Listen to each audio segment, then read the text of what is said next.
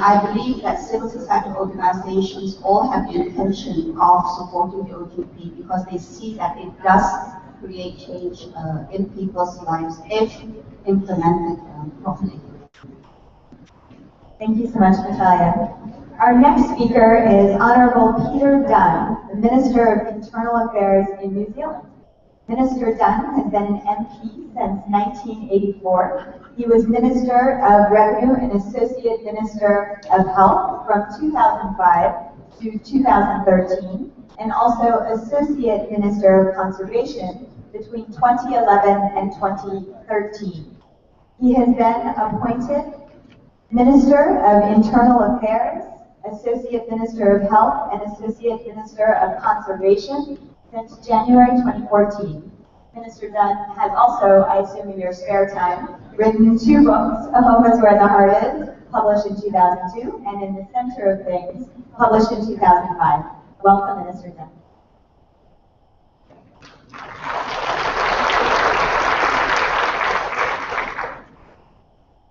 Your Excellencies, distinguished guests, ladies and gentlemen, it's a pleasure to be here today to share with you some thoughts from New Zealand on the OGP process. And I do so against our country's background of openness and transparency. According to a number of international measures, we rank particularly highly. We're the first equal of 182 countries in Transparency International's Corruption Perceptions Index. We're first in the International Budget Partnership's biannual Open Budget Survey. Third out of 183 economies on the World Bank's assessment of how governments regulate commerce. Fourth out of 77 countries in the Global Open Data Barometer.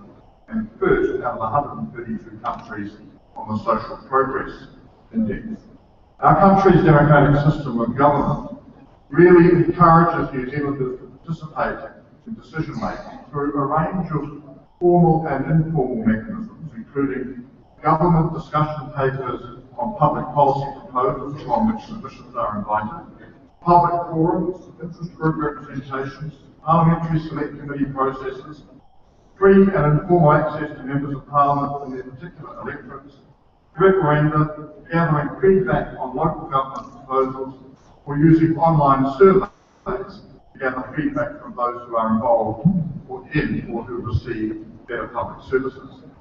Since the early 1980s, we've had in place our Official Information Act, that's our Freedom of Information legislation, which has given New Zealanders from all walks of life, mainly the news media though, the opportunity to gain access to a wide range of official information. That act operates on the principle that government information should be made available on request unless there is a good reason to withhold it. We also played a strong leadership role in the Pacific, and through our aid program, we try and reflect these same values of transparency, accountability, democratic governance, gender equity, and the rule of law. And it's our reason for becoming involved in the OGP process, because we see it as an important adjunct to maintaining our reputation as an open, corrupt-free government that seeks to ensure those values are achieved on a multilateral basis. I want to talk this morning about 2 particular current initiatives that the New Zealand government has underway, which are utterly consistent with the OGP principles and which take the values that I've referred to already a little bit further. The first of these is the Better Public Services Results Program. This is one of 4 key priorities for the government, the improvement of public services. And it also happens, of course, to align with the OGP's grand challenge to improve public services. The BPS program is the way in which the government seeks better results from its investment in our public services, including health, education and employment.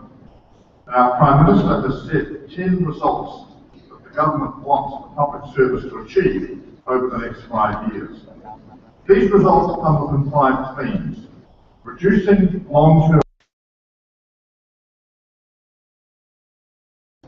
boosting skills and employment, reducing crime, and improving citizens' dealings with government. New Zealanders have public services and they demand improvements in addressing not just the complex long-term issues that affect New Zealanders, but also the way in which they can have access to the government and the services it provides. Now, some of the results of the VPS program will be a little difficult to achieve. The program is designed to stretch the ability of the New Zealand Public Service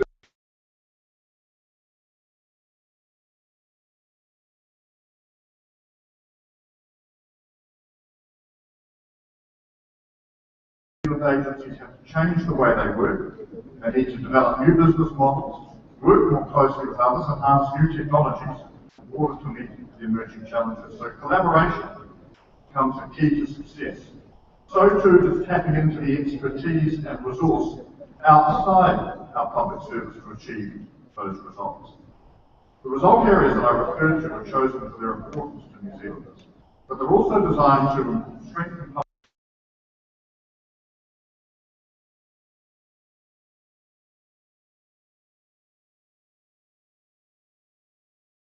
how the program is faring.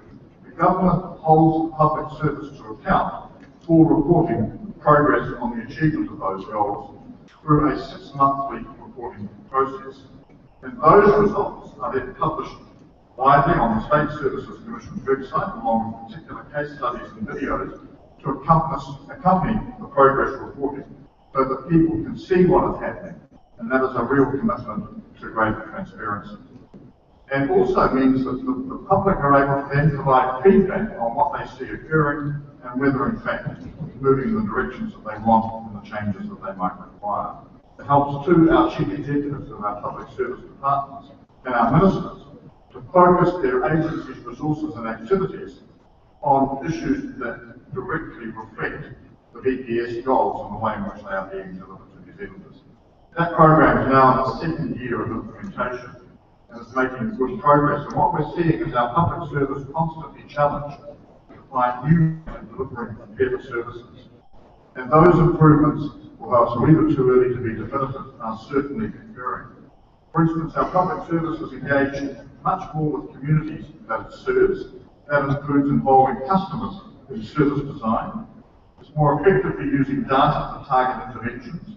It is joining forces to achieve results.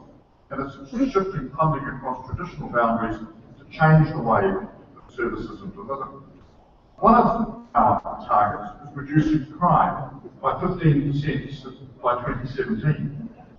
Recent figures are telling us that the overall crime rate in New Zealand is now at its lowest for 32 years. And we're starting in that space to see the government agencies involved working more closely together. But we're also seeing them engage with the private sector and with civil society organisations to deliver those services in new and innovative ways. Those old silos are breaking down, and those old traditional boundaries of what was public and what was private are breaking down in the interests of greater cooperation. New Zealand will be presenting its action plan to the OGP in July. And as a starting point, we want to build our action plan around the VPS results program. That will help us address 4 of the 5 OGP grand challenges: improving public services, increasing public integrity, more effectively managing public resources, and creating safer communities. And we think that this whole approach also contributes to the OGP principles of greater transparency, accountability, civic participation, technology, and innovation.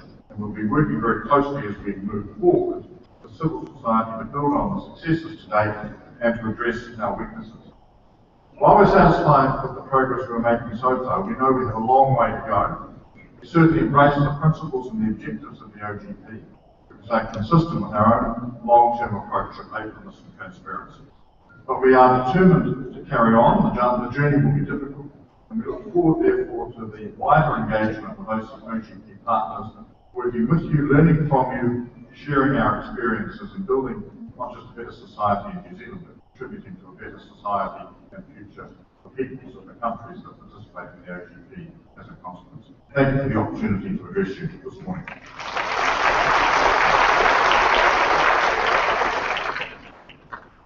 Thank you very much, Minister Dunn. Within the OGP, you made may be aware that we've created a working group led by the government of Chile and the National Democratic Institute to share experience and also to promote legislative openness. As a parliamentarian with 30 years of experience, what role do you think parliamentarians can play to advance the open government partnership? Well, I think they can play a considerable role, bearing in mind that you can never properly separate politics from Parliament, but let's try and do so for the purpose of this discussion. I think that the OGP process, in terms of the way in which parliamentarians access official information from government agencies, get responses from ministers to questions that they might raise, both in the Parliament and in its parliamentary state committees, is greatly enhanced by this process. I also think the onus then goes on to those supplying the information, to supply it in a way that is factual, accurate, and correct, and doesn't leave large bits unsaid for fear of political embarrassment. As a minister, however, on the other side of the fence, the challenge becomes one of how you make sure that your information is prepared in a way knowing that it's going to be accessed by other legislators or parliamentary committees at some point. So there's a tension there, a good tension in terms of the preparation of material, the tests that you apply in terms of what information is being gathered, what services are the policies being implemented. And then on the parliamentary side, knowing the right points of scrutiny, the right points of accountability, and the public being satisfied that this process has actually got some meaning to it. It isn't just another reiteration of the game. So I think there are big gains we can make, and I think that each year, for instance, we have a financial review process after our budget is introduced, and increasingly that starts to focus on the performance of government agencies, delivering services, rather than just the growing that's traditionally dominating that space. Thank you so much, Mr. Dunn. I'm now pleased to welcome Mr. Sun Yu, Director General of the Ministry of Security and Public Administration in the Republic of Korea. Mr. Yoon has a wealth of experience in Korea's security, development, and foreign affairs departments. He served as minister in the Korean Embassy in the United States and at the Permanent Mission of the Republic of Korea to the United Nations Office and other international organizations in Geneva, Switzerland.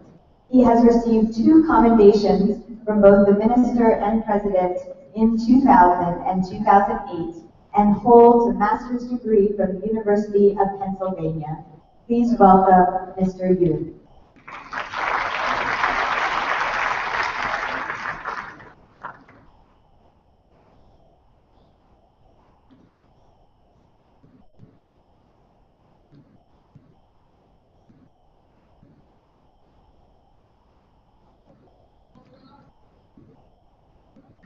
Excellencies and ladies and gentlemen, it's my honor and privilege to speak before this engagement.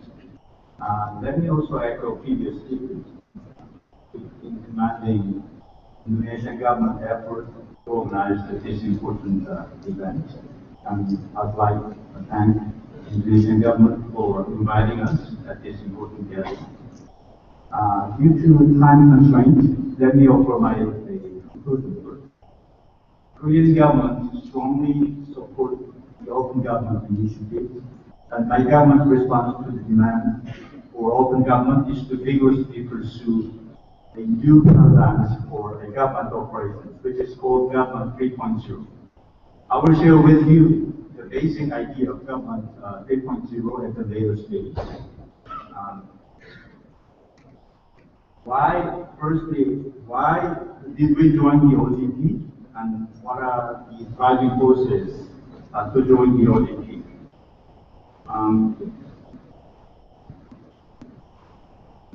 First, there are worldwide movements for the open government.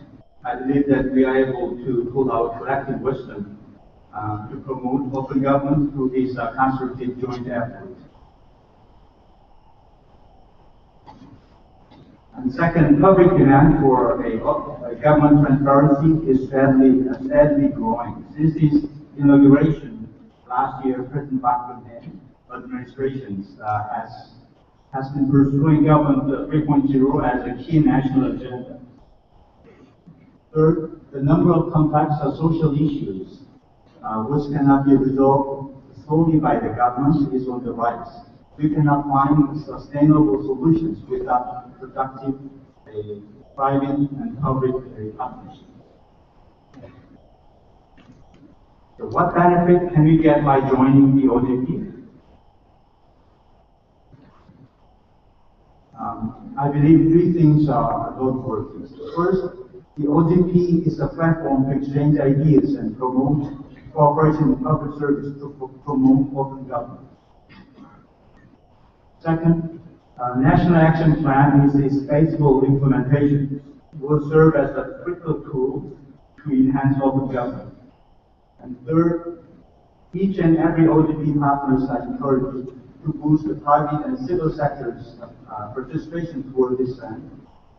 We learned that critical feedback from private and civil society would contribute to achieving our shared goal, that is, an open government. Let me take these opportunities to present basic idea of the Government 3.0. Korean government is vigorously pursuing to promote government transparency. Government 3.0 is the new paradigm for government operations. It aims at providing customized services for individual citizens and supporting job creation by opening, sharing public information, as well as resolving the barriers in government. It focuses three strategies: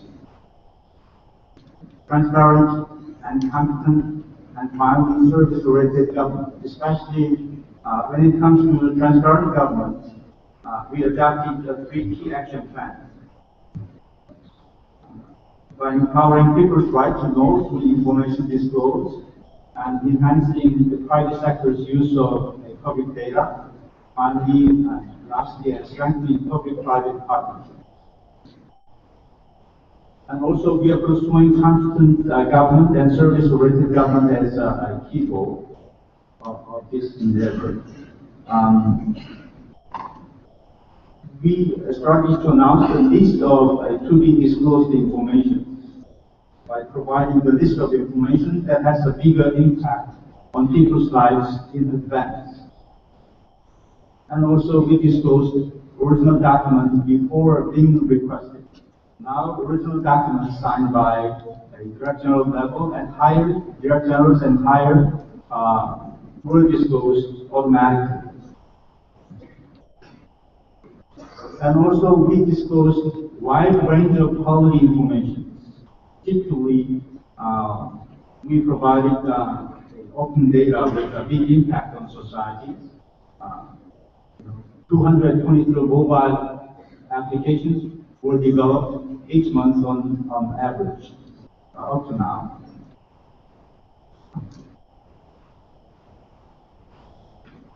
And also, we pursue the active public participation in the policy-making process. The online policy discussion through the people website is going on, and we also provide customized public services that meet the needs of the people.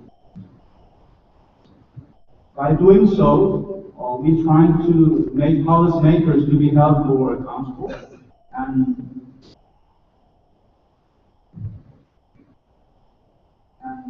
we try to improve the civil service integrity through ethics committees. Actually, senior civil servant, is subject to asset disclosure.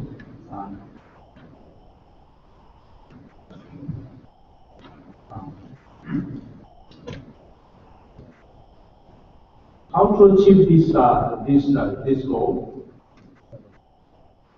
Korean government created that data sharing portal, open.go.kr.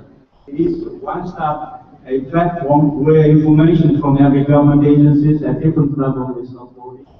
Now, information from all government websites is gathered and posted on the data sharing portal.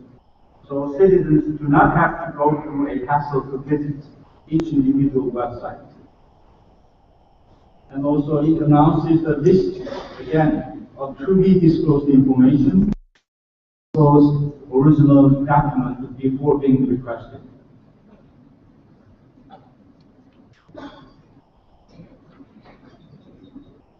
And we provide the private sector with internal data of public agencies. By 2013, a total of 5,007 types of public data were disclosed on the public data portal. And the 24-hour public online services website, we call it Min124. This is Min124 is an integrated platform for information related to people's daily life.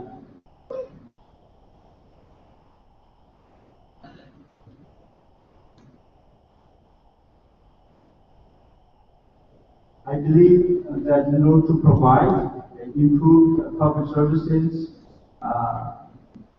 two requirements should be in place. The number one is cutting-edge ICT infrastructure, and government-wide innovations are must.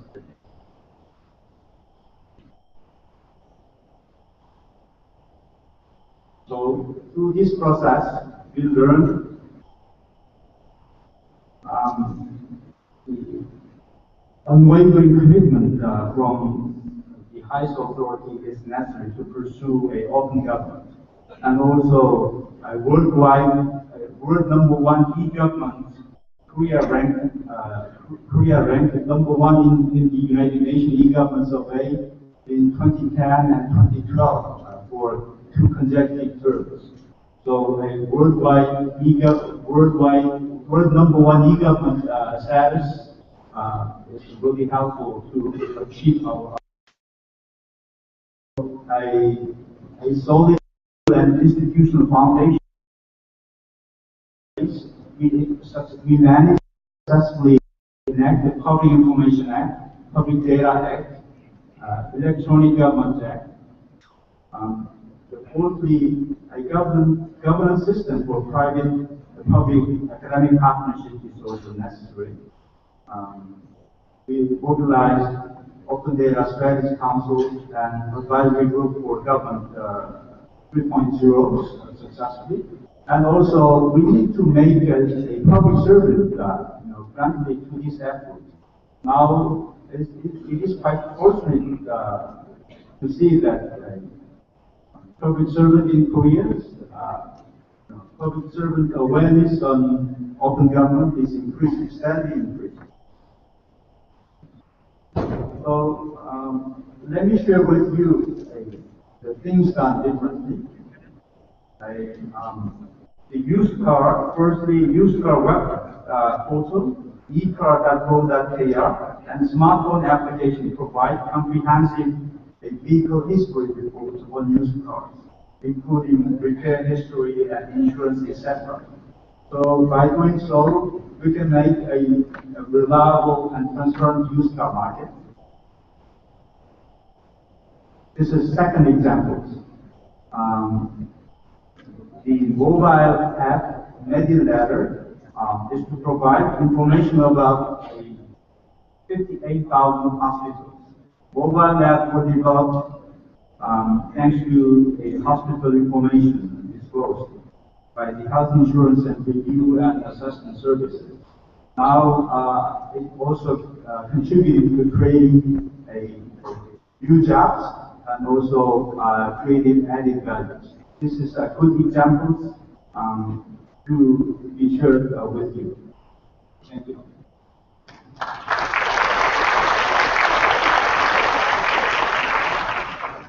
Thank you very much, Mr. Yoon. Your presentation showed a depth and breadth of e-government tools in a very rich government platform. But one of the key challenges ahead is really ensure that citizens are engaging with and utilizing this platform. How will the government of Korea tackle this challenge? Well, in order to increase the awareness on e-government, in order to impact a public opinion in policy making and create atmosphere of discussions within the government, Korean government came up with an idea to promote online policy discussions, actually.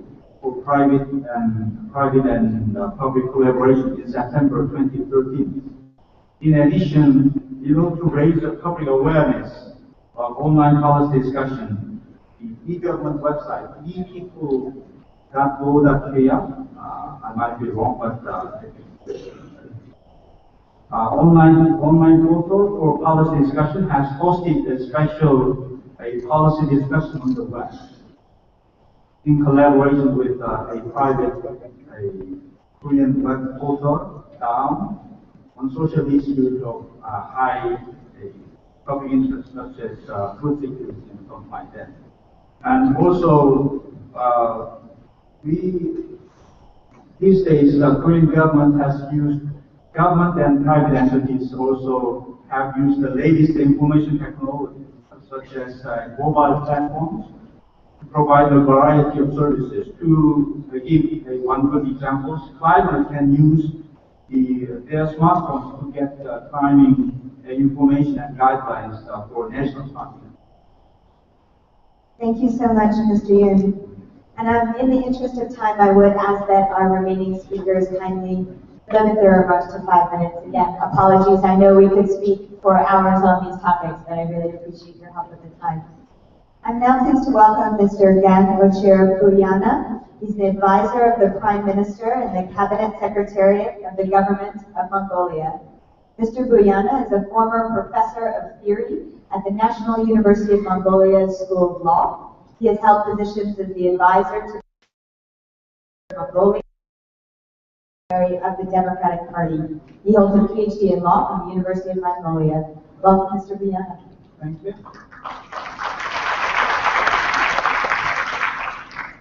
Well, they're members of the steering groups, they're members of the Open Government Partnership, they're colleagues, ladies and gentlemen. I'm very happy to come over here.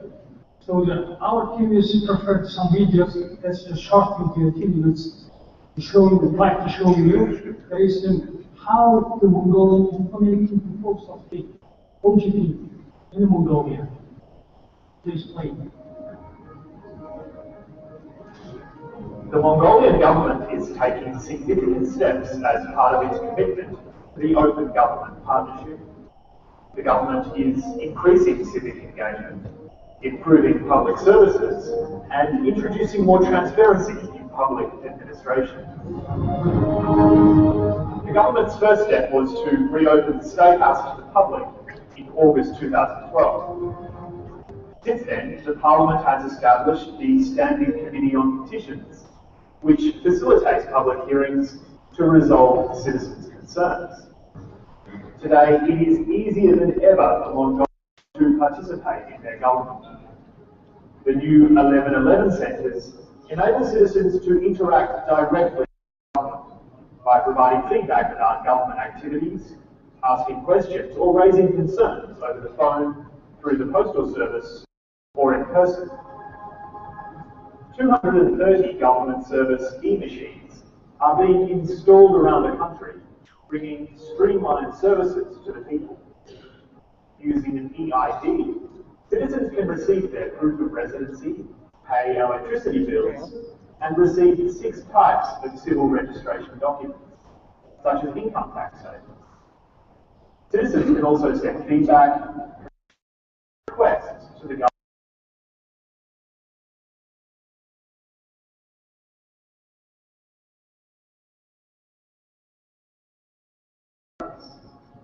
The Prime Minister regularly provides progress updates to the public on the government's work through the media, such as Prime Minister, e-conferences with local governments to address cross-government issues, Morning New Idea, where ministries can connect directly with the public to discuss new policy ideas, and Responsibility Monitoring Implementation, a forum focused on the progress of implementing government policy. Looking forward, the government will continue on its path towards more open government by working to increase citizens' activity in monitoring accountability of government decisions and maximising their participation in the decision-making process. All Mongolians will share in setting the exciting direction of their country's future. Thank you, guys. On the behalf of the government in Mongolia,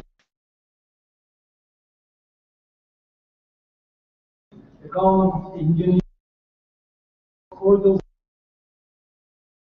of the OGP, the Asian Conference. I am truly honored to be hearing the view of Bali, the joining, the leaders, the friends, the civil society and private sector, representatives from all over the countries. The Mongolian is a country that made peaceful transition to democracy. We have built a system with deeply embedded democratic values and market economy rules. Today, the Mongolian has come to be recognized worldwide as one of the leading Asian democracies. The government of the Mongolian placed it to announce that it officially endorses an open government partnership. The Mongolian drafted the first action plan accepting and committing to implement through the OGP principles of the being transparent, open, just, responsible, and ensuring civic engagement. The also Mongolia succeeded to establish OGP countries for the government initiatives. The Open Government Action Plan will be implemented responsibly with broad participation of the public or private sector, for society organization, and media representatives, and moderated, responded accordingly based on implemented results. The commitment under the Open Government Partnership Mongolian experience and aspiration of the development of more open, transparent governance. We also highlighted endorsement to the open contract of all principles. The Mongolian endorsed extractive industry transparency initiative in 2006 and has become one of the countries of complying to EITI standards. The government committed to ensure transparency of all the public agreement according to principles, such as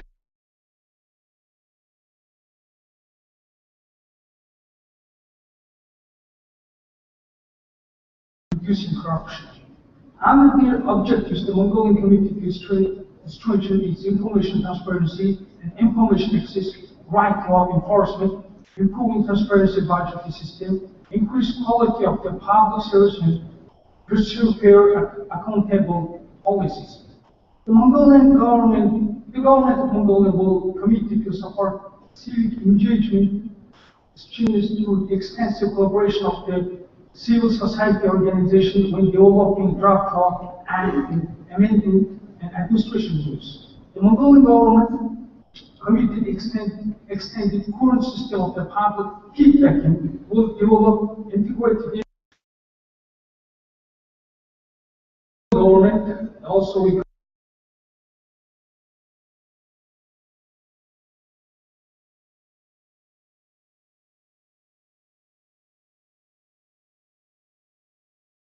provide access of the e-public services to the people regardless of business of location to the service portal.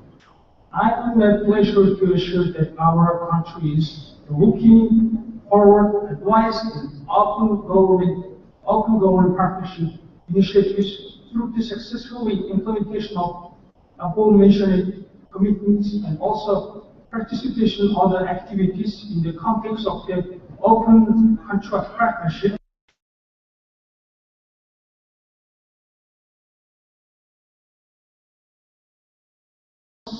And efforts of other on the path towards more open governments, and then improving the lives of the Mongolian people.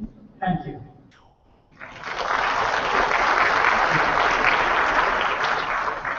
Thank you, Mr. Brianna. Mongolia is engaged in another multi-stakeholder to add the extractive industries transparency initiative. From your perspective, how has Mongolia leveraged the experience of EITI and used it within the OGP context? last time the Mongolian leadership of the Mongolian was established, new government is very closely working with the OGP. First and second is I would like to share my experience in one important thing, which is the world has many countries like the Mongolia are developing, implementing through the proposal of the OGP. This is the most important thing. Last in my experiences with him, the trust is most important. People believe the Mongolian government, especially they have to get explained about what is the proposal of the Mongolian government OGP. People support everything is no problem. But first, second is the government has a concept. This concept has to understand the people who's working for government. The people have to believe that concept who's working for government. I think to try to explain very short that concept. I think the Mongolian government and Prime Minister Cabinet is talking about that too much. First is our target is people. And when we are making our policy, we have to engage in people.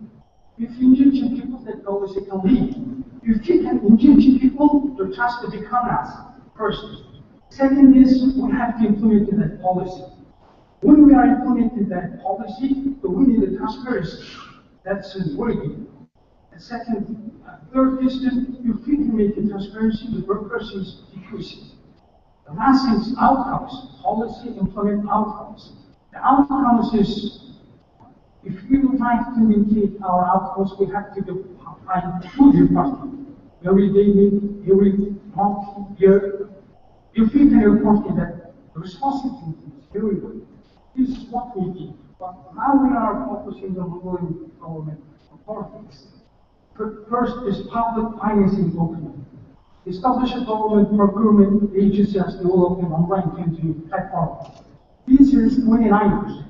Last year was 20%, tend successfully completed. 9% was improved. Second is fiscal policy openness. Local budget management authorities need to move over local budget, public expenditures. I think that's maybe 30% of the budget still approval of citizens. Third, very important thing is, especially for Mongolia, disclosure of the mining contracts. Mongolia is mining country. I think it's taking to make the mining companies negotiation program after it's open to the public, to the people, to the international institution management of this. This is establishing of economic development ministries are working on that. Great, thank you very much, Mr. Brianna. Thank you.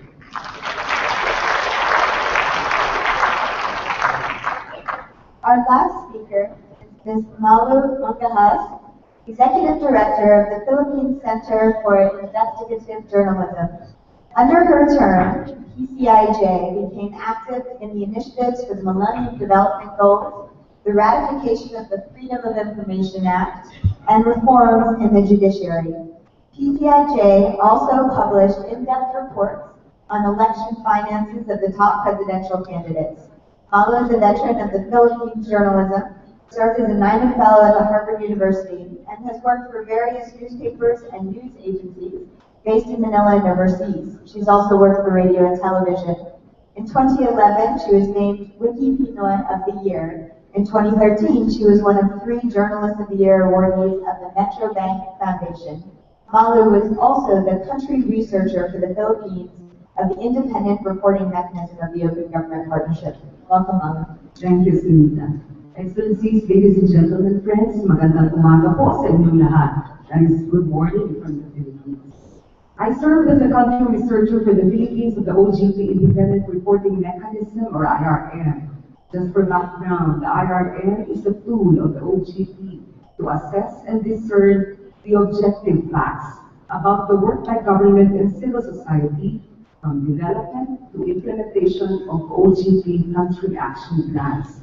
The report involves a long and rigorous method of research, public consultation, interview and analysis with as wide a range of relevant, diverse voices, both those engaged and not fully engaged yet, brought into the conversation. An independent assessment report, the IRM, serves as a complement to the participating government self-assessment reports. An international experts panel appointed by the OGP Steering Committee undertakes peer review. At base end, the IRM report seeks to look at the impact of country action plans vis-a-vis the OGP's grand challenges. In short, translating the big buzzwords into big, real windfall and benefit to citizens and the community. Why open up is the question it seeks to answer through these challenges. So we all know that these grand challenges are improving public services, increasing public integrity, more effectively managing public resources, creating safer communities, and increasing corporate accountability. You would ask next, how open up? There is a long migration path to achieving these grand challenges, but ideally they must conform to OGP's core principles: transparency, citizen participation, accountability, technology, and innovation. In the Philippines, our government has made great strides in promoting transparency through technology innovations, voluntary disclosure of public finance documents, benchmarking transparency and good governance standards for national agencies and local government units, and vigorous encouragement of CSO participation in bottom-up budgeting and citizen participatory audits. But the Philippine case is also a story that repeats in most parts, according to points of attention that are coming, areas for improvement. To be sure, the IRM reports are stories in progress, as are all our country action plans. If we are to ask, and I come here as a journalist now, what's wrong with the OGP story in our countries? As a journalist, not as an IRM researcher, I believe we might focus on 5 I's as our story head: implementation, inclusiveness, information, interconnection, regionalization. Let me go to the 5 points. Implementation is the key. Country action plans are implemented in a more sustained, coherent, and sustainable manner. The points of contact for responsible parties, individuals and agencies, could be more expansive and involve both the political and the civil service components of government. The targets could be reports on results by government could be more substantive rather than just formative, meaning more than just the numbers or quantitative results, perhaps more qualitative outcomes. Number 2I, inclusiveness is a big ask and a big task that governments cannot shirk from. Country action plans will involve bigger numbers and more diverse communities of stakeholders, including CSOs, private sector, and most importantly, all other branches of government, including the parliament and the judiciary. More than just the executive branch or presidents, prime ministers and budget secretaries, entire governments and nations could be folded into the OGP loop. Third, information. Public consultation and public awareness efforts seem to be lacking. This is an ebb and flow process, mostly uneven, even neglected sometimes. That should be the duty of government and civil society. Information about OGP, its goals, its tools, its promises, could be disseminated across wider communities and platforms, and according to the benchmark for civic engagement of the OGP. This benchmark is very specific. It means also tapping into the vast and efficient powers of all media, print, radio, television, and online, to help spread word about OGP and country action plans. It means sufficient due notice by governments to all stakeholders of the content and status of implementation of action plans, full and complete documentation, at least online, of all public consultation events. By OGP benchmarks, the views of both the fans and the critics of action plans should earn equal play in these documentation reports. Number 4, institutionalization of OGP, beyond 2015 certainly, but also beyond the terms of office of sitting presidents and prime ministers, and down to the lowest levels of government, where OGP can serve the biggest. That's the question. The IRM is most careful taking the OGP review process from partisan politics. The IRM reports, after all, focus on country action plans with the OGP grand challenges and principles, not just promises and platforms by political administration. The OGP is too good a project. It should benefit all citizens and stakeholders, for always and ever, whichever political party is in power. And finally, the point of interconnectedness. Coherence, clarity, and candor are values of a good story, but especially so for the OGP story.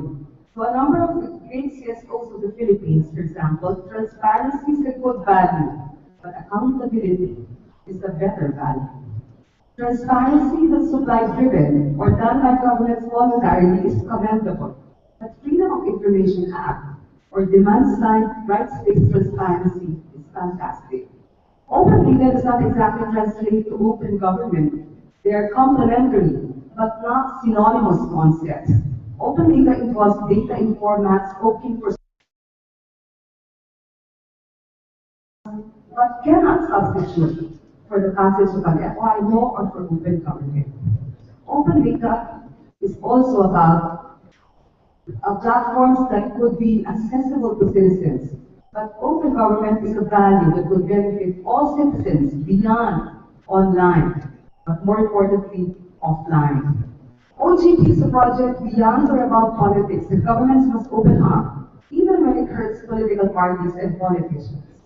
Civil society must claim it, work as diligently, as expertly as civil servants do, and commit over the long haul to achieve the action plan together with their governments. Just as important, I believe civil servants must be looped into the picture as vanguards of open government, the keepers of the gate, so to speak, to the heaven that we all want from OGP. My reflections?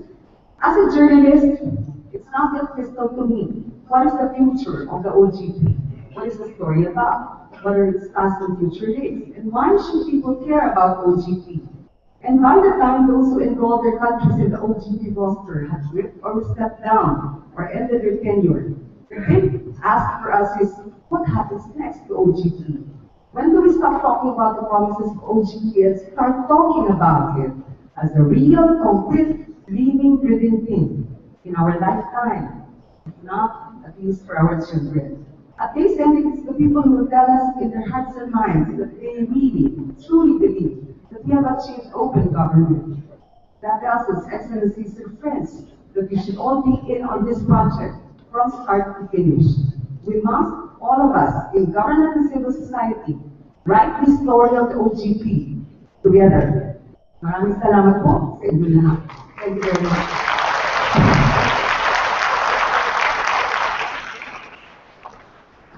Thank you very much, Malu.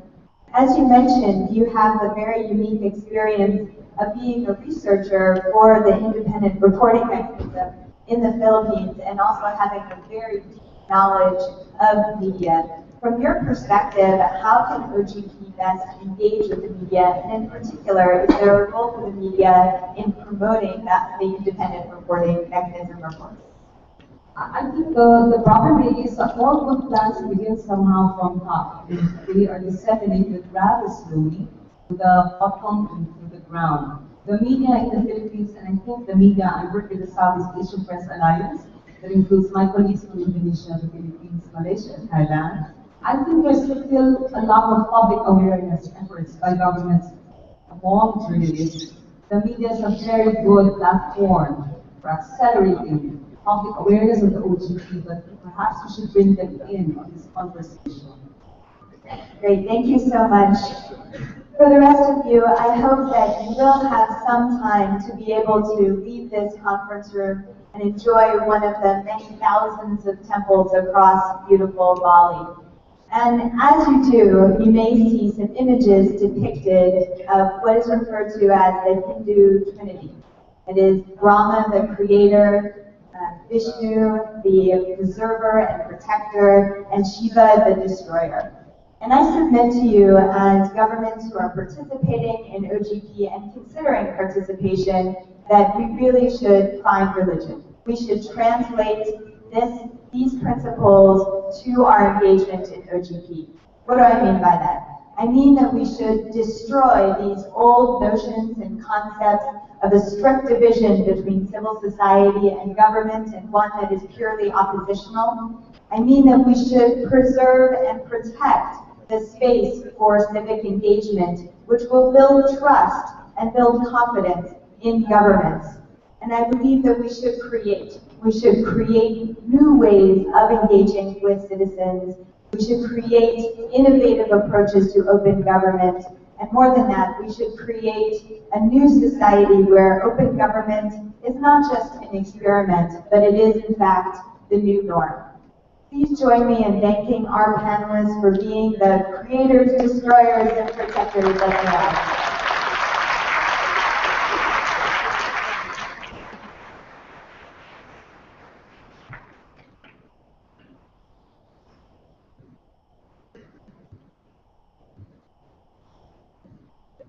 Thank you, Sunita and distinguished speakers. Ladies and gentlemen, straight on to our next session.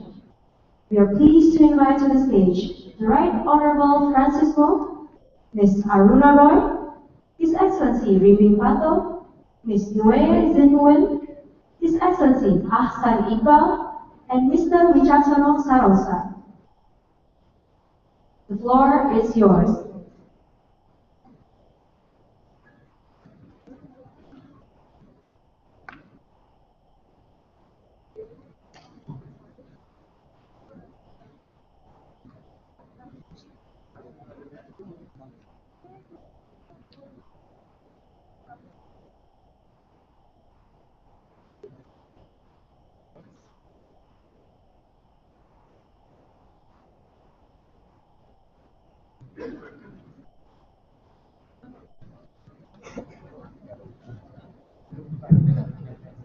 Well, I don't know whether I still can say good morning or not, but already noon now.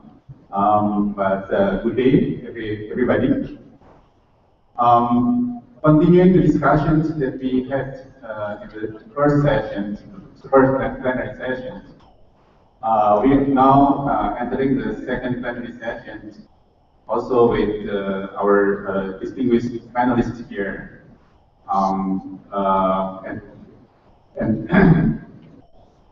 Although, as you see that in the first plenary session,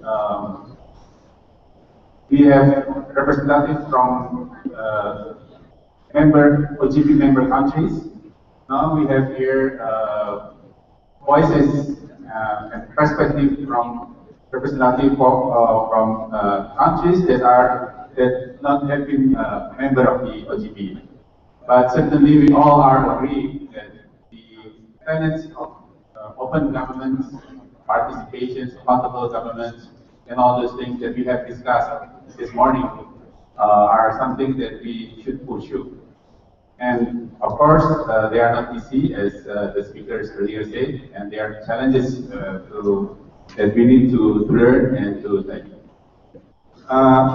For the sake of the time, because time is very limited, and I was reminded by the organizer to stop by 12:35, unfortunately. I would like to introduce first all the panelists here, but before I introduce the panelists, I should introduce myself first. My name is Wicaksono Sarosa. I am the Executive Director of the Partnership for Governance Reform for Kemitraan. On my left is His Excellency Ahsan Iqbal, the Federal Minister for Planning, Development and Reform from Pakistan. And then Ms. Neo Tin Win, the Chairperson of Myanmar National NGO Network. And on her left is His Excellency Minister Riming Pato, Minister for Foreign Affairs, Trade and Immigration, Papua New Guinea. And the very left here we have Ms. Aruna Roy, a prominent civil society activist, founder of Masur Kisan Shakti Sangatan, and also listed as one of the 10 most influential people by Time magazine 2011. Later on, we will be joined by the Right Honorable Francis Mott, who is currently getting a bilateral meeting.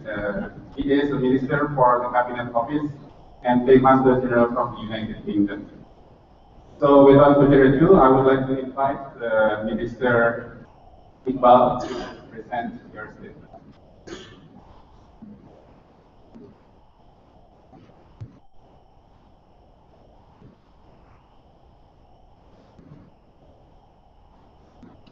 Bismillahirrahmanirrahim.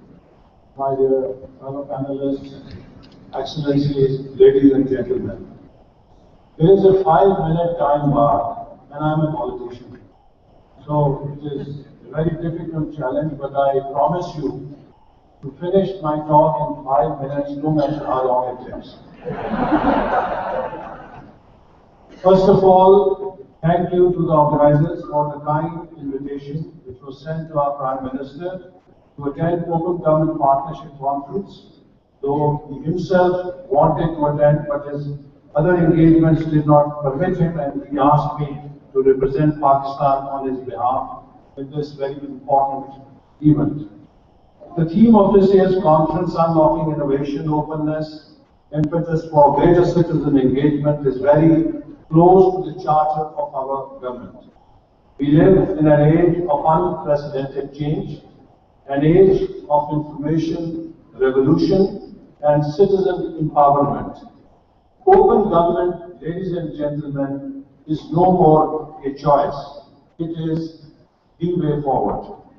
History has shown that ignorant societies never progress and are never safe.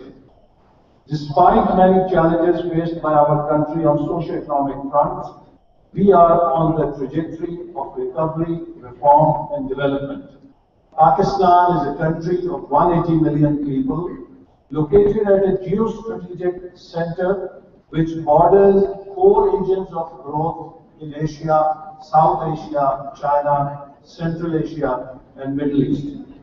Our government was recently voted on an economic platform, and our vision of growth hinges on governance capital, which cannot be tendered without openness and transparency. One of our major challenges is presence of perception gaps. These gaps exist amongst various social strata on demographic platform as well as between national leadership and masses and among international community due to past political history.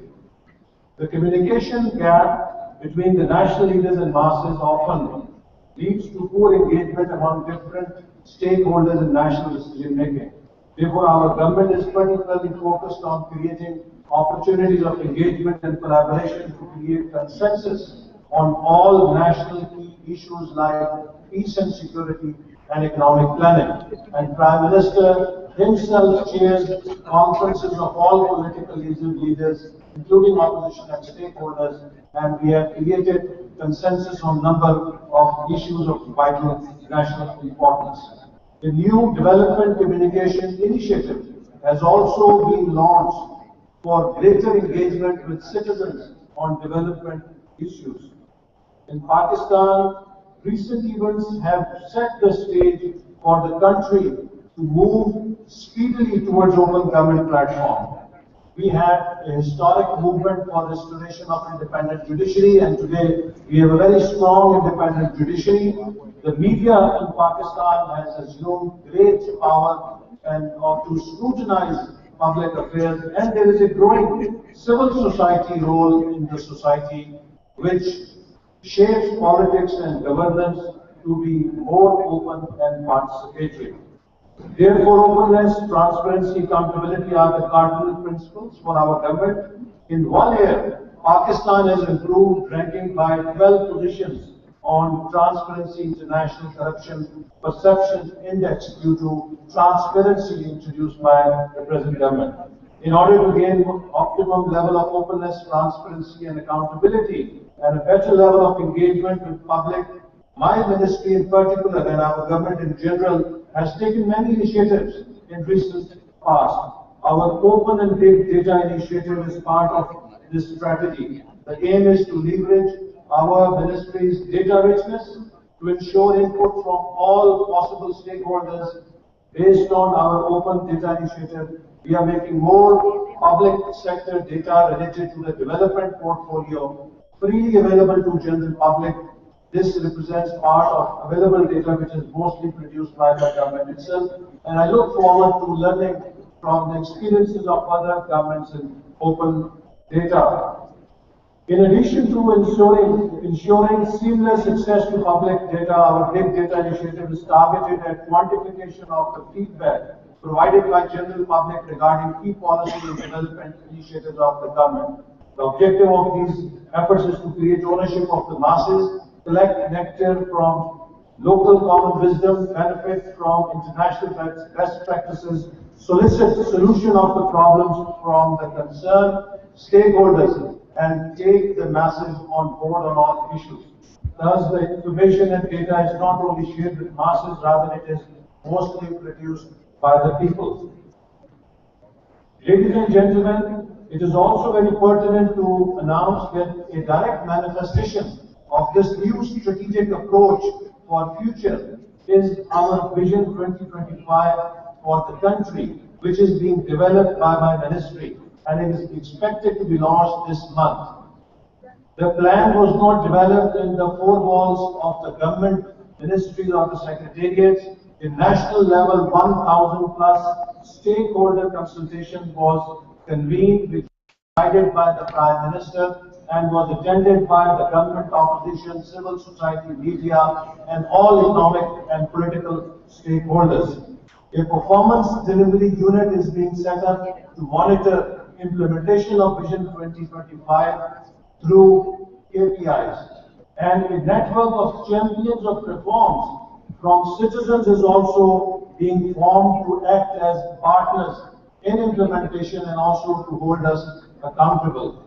Vision 2025 is based on inclusiveness and harmony at national level, cohesion and integration for common gains at subnational and regional levels where trade, cultural, and people-to-people relations are linchpin of cooperation. Respected audience, Pakistan is a country which is blessed with a huge youth bulge and is also which is a great asset for our future. The youth in Pakistan is generating intense demand for more openness, free access to information and accountability. Urbanized youth in Pakistan is well aware of the contemporary practices around the world. As we all know, the good governance is a globalized concept and it can be delivered effectively through openness and better connected government. In this age of information revolution, the expectations of citizens have also gone global and they expect the best standards of life for them regardless of where they live. Therefore, Government of Pakistan has also embarked upon a journey of openness, transparency and accountability by introducing several initiatives. And just to mention a few, we have asked all the ministries to form advisory committees with members from private sector, civil society and academia to provide government a non-governmental and a broad-based input for policy making. Right to Information Act has been enacted. Transparency International has been engaged to scrutinize all the major public contracts, and I was reading this morning only that the contract of government to provide 100,000 laptops to deserving students on merit in universities has also been scrutinized and declared to be clean and transparent by Transparency International. Appointments to all state enterprises and heads of autonomous corporations have been made strictly on merit through a transparent procedure as a break from the past when we had complaints of cronyism and political appointees. And governance is a major tool which government is adopting because in Pakistan we have about 72% penetration rate of mobile phones, and mobile phones allow us an opportunity to reach to those citizens who are not literate or to come on computers or use internet. And government is using citizen feedback models through smartphones where their transactions of revenue, health department, police are assessed by citizens' own feedback through either SMS or by the Chief Minister making a robocall to ask the citizen how was the experience at the government office or of government service. Similarly, smartphones are being used to assess and monitor the performance of the government functionaries through GPS coordinates. Recently, government has published a tax directory of all the parliamentarians and the taxpayers to bring greater transparency as part of its efforts to promote tax reforms in the country. All the discretionary powers and quotas have been abolished in the government to bring greater transparency. These are our first steps, but our destination is a complete, open and transparent and responsive government enjoying highest trust of our people. And we are sure, step by step, brick by brick, we will achieve it, inshallah. Once again, I thank the audience for their attention and the organizers for giving me this opportunity to speak to you and also to hear stories of open government from other countries which offer great opportunity for each one of us to learn from each other's experience rather than reinvent the wheel. We follow each other's best practices and take the journey forward to create open governments in our countries to make governance more transparent and more trustworthy of our citizens so that we bring change in their life. Thank you very much. Thank you, Mr. Shah. Let's announce politician. Okay, I will not ask you questions because of the time limitation. So I would like to invite our next speaker, Ms. Miu.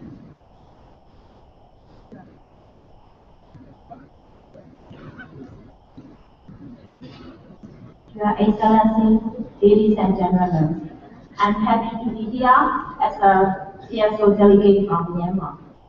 Thank you so much to organizing committee and Indonesian government for giving me a chance to talk in that very important advance. As you all know, Myanmar has been facing a lot of challenges and opportunities during the democratic reform process. From my perspective, as a civil society representative and civil society delegate, I would like to highlight three main challenges we have been facing in this transitional period. Number one, fulfillment and protection of fundamental rights, such as freedom of association, freedom of information, and freedom of assembly, and freedom of information. And number two, improving quality of public services such as education, health, and job creation. Number three, the relationship between the government and CSO. So, based on the past experiences, there was a very little trust between the government and CSO. And there was also lack of mutual understanding, such as the inclusiveness, participation, and also engagement. So we used to work separately, and current government officially made a commitment to give more spaces for CSO in this transition period. However, we haven't seen any significant improvement towards this direction. We haven't seen any common platform where government and CSO are able to work together in this democratic reform process. And we also recognize that we have more spaces for CSO in this transitional period. And CSO has been doing a lot of advocacy and members of advocacy process that really link to the reform process, such as the land reform, protection of farmers and workers, and also environmental issues, and freedom of association, freedom of assembly, and freedom of expression. So here I would like to highlight a very significant CSO lead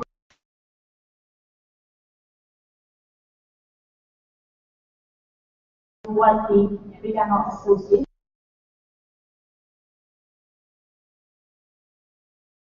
just process. CSO advocacy movement in association law reform are able to engage with the parliamentarian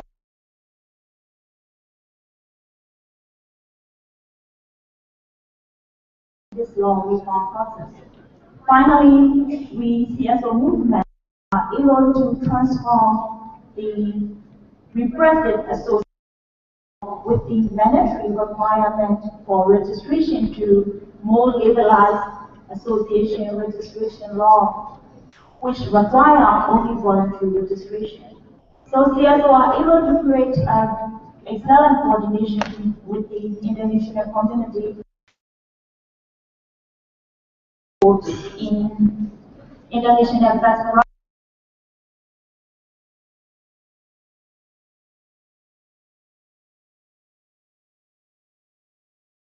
to lead advocacy movement in law reform process, and will say that is also law reform process with the wider public consultation process in Myanmar.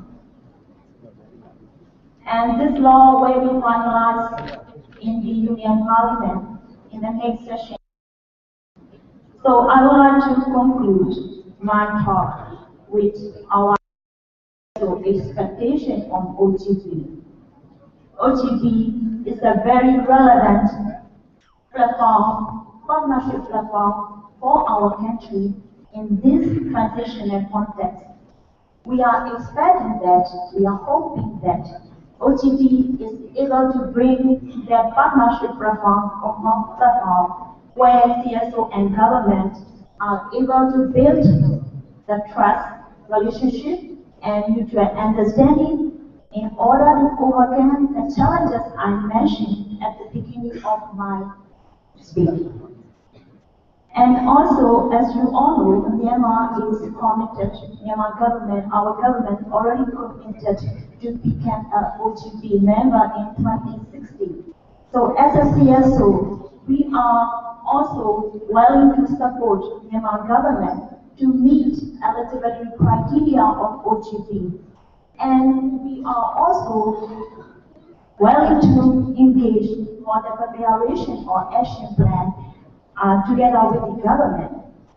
So the CSO delegation from Myanmar in this room, we already make a commitment to develop action plan after this regional conference and establish CSO OGP initiative working group to promote OGP concept and manage CSO in Myanmar, and also to establish coordination mechanism. Inclusively, CSO are able to engage in that process.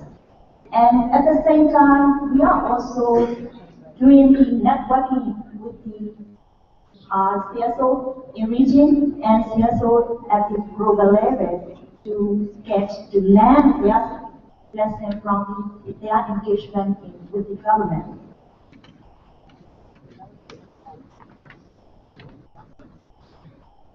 And then finally, I would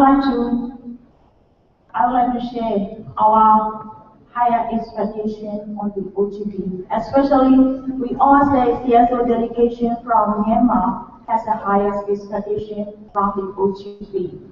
That is inclusive participation and meaningful engagement of CSO in OGP process in Myanmar. So we are really looking forward that has happened in near future in our country. Thank you. Thank you very much. It's really interesting to see that CSO in Myanmar not only participate but lead in certain ways in this rapid transformations. Oh, Minister Mont already here. Please up to the stage. And I was informed that you only have very short time to be here with us. I would like permission of Minister Fato and Ms. Roy to give Mr. Mott his remark, especially knowing that Minister Mount already has been very active in trying to reach out non-member countries to participate and to join this movement. So we would like to hear your perspective in this regard. Please. Sorry, the pathway, please.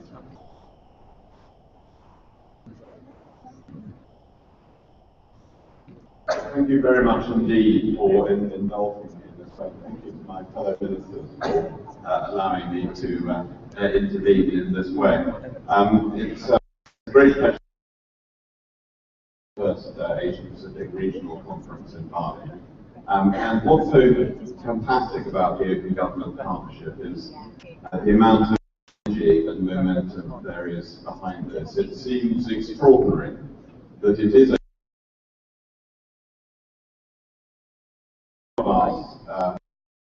in the same room in New York to launch the Open Government Partnership when there had been 8 members at the outset. Now there are 64 and growing.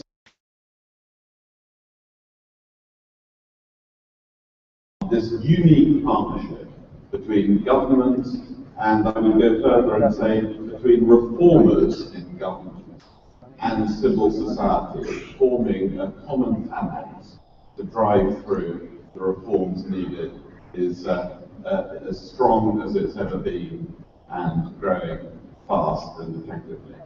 The Indonesian government and the British government have been happy companions on this road to greater transparency. Founder members shared the chairmanship up until the London conference, which we hosted in London in October and November, after which Paxton Toro assumed the lead chairmanship in the Indonesian government.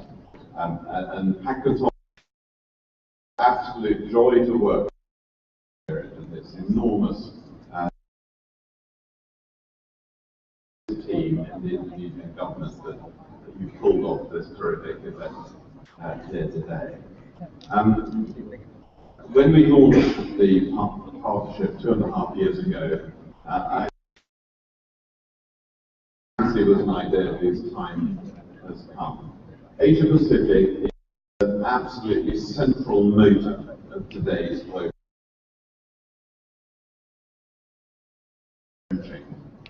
transparency. I'm a member of the OGP since Australia, Korea, and learn more about their technology agenda, and we'll be returning there in a couple of months. I was delighted also a few months ago to visit Burma, Myanmar, to talk there again with the government and opposition and civil society about the journey, the route to membership of the OGP in 2016, and it's good to hear the progress that's being made. This is a difficult road, and we need to give support to our friends and colleagues in Burma, Myanmar on that route, and we will continue to work closely to give you support on that path. We want to see even more. We want to see more members of OGP in Asia Pacific. And no secret that we're very keen to see Japan, the sole remaining G7 member, yet to commit to OGP.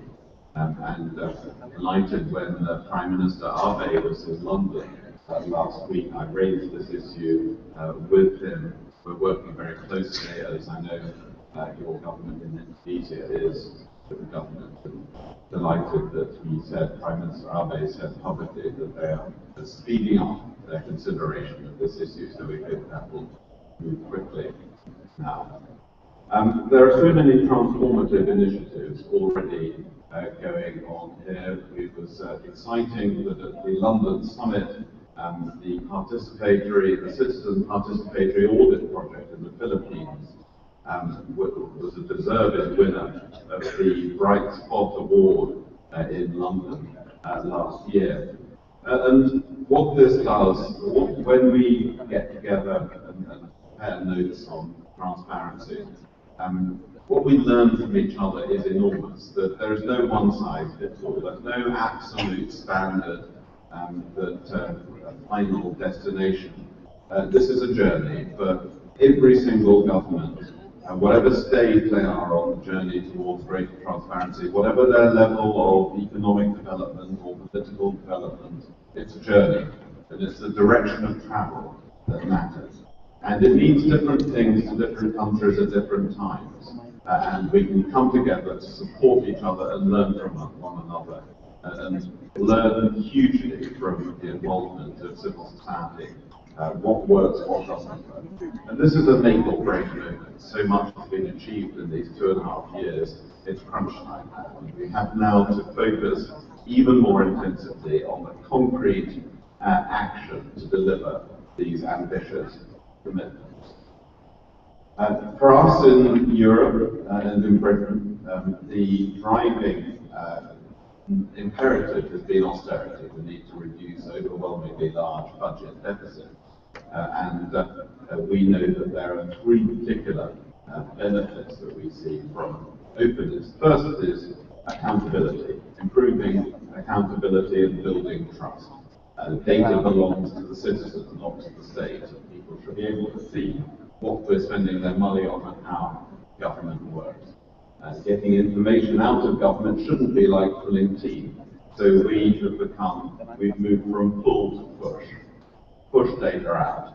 And the truth is that we find that when you are proactively open about things that are going wrong, that builds trust. The natural default setting of governments is to retain information, to suppress the bad news until it's extracted from us under duress. But that builds distrust. When we're open about what's happening, then it builds trust. And that's hugely important. And that's the first thing. Being openness improves accountability and builds trust. Secondly, it improves public services. Giving people information is a way of giving them more control and better choice. Publishing exam results, for example, let parents see whether their school is improving, and the responsiveness to the needs of the individual improves the quality. And the third is that openness stimulates growth. Open data is the raw material of the 21st century, just as iron and coal was the fuel for the first industrial revolution, data is the raw material for the next industrial revolution. And so we use open data to incubate in the Open Data Institute new startup companies. And this enables them to encourage them to request new data sets, and already we are seeing huge benefits from it. W.H. Auden once wrote that history marches to the beat of a clear idea, and nothing is clearer than transparency. More accountable government, better public services, stronger economic growth, the benefits are immense. But for all countries in Europe, in Asia Pacific, and across the world, this is not a soft option. To make the point that was made by Rakesh this morning and Paxton Toro, this takes governments out of the comfort zone. Whether you're a minister, a politician, or a civil servant, an official, this is uncomfortable, it's hard-edged, it's rigorous, but it drives progress. And that's what we know, and we need to see this through and deliver it. Not for ourselves, because this will never be easy for us, but for our publics and our citizens, which is why I'm so proud to have been part of the building of this amazing partnership that we celebrate and take forward here today. Thank you very much indeed. Thank you, Mr. Thomas. I got this note, very deep apology that we have to shift the time for Minister Matzo and Ms. Aruna to the third plenary session today, later today after because we have this working lunch already prepared and we have to conclude this session unfortunately by 12:30. I'm really sorry for this disruption. But the first presentation from Pakistan and Myanmar gave us some highlights. There are already movement for open government, both within the civil societies as well as being pressured by the government. And Minister Mount already shared with us his perspective on trying to reaching out other countries to be member of this OGP. Later on in the plenary session, sorry, Mr. Pato and Ms. Aruna, we will hear the perspective from Papua New Guinea and from India. With that, I will have to close this session with thanks to all the panelists and all of you for the patience. Thank you very much.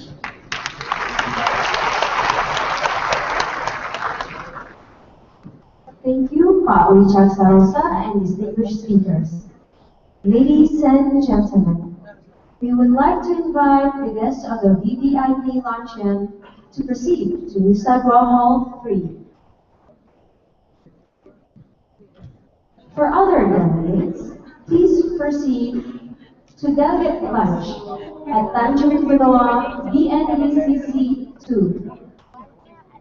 Please kindly note that the breakout session will start at 2:30 p.m. I would like to repeat that the breakout session on the afternoon will start at 2:30 p.m. Thank you very much.